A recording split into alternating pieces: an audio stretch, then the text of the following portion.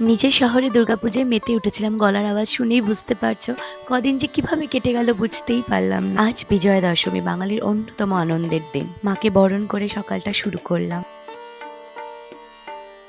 আমার মেয়েও দেখছে, জানছে, নিজের মতো করে সব শিখে নিচ্ছে। আর তারপরেই হলো সিঁদুর খেলা, লাল রঙে রাঙিয়ে উঠলো চারিদিকটা। প্রত্যেকটা বাঙালি মেয়েদের জন্য এই দিনটা যেন খুব খুব স্পেশাল। না না না, এটাই শেষ না। এরপর পুরো পরিবার মিলে আমরা বিজয়া দশমীর স্পেশাল লাঞ্চ জমিয়ে খেলাম।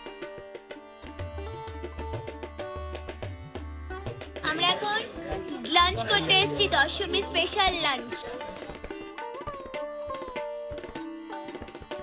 আম পান্না দিয়ে শুরু হলো, আর তারপরে বাঙালিদের ভুরি ভোজ।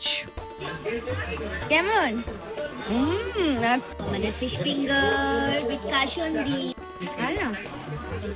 কেমন? খুব ভালো হয়েছে। ইয়াম্মি? Yummy yummy. খাবারের প্লেটে অনেক কিছু ছিল। আমরা বাঙালিরা খাবার দিয়েই আনন্দ শুরু করি, তাই না?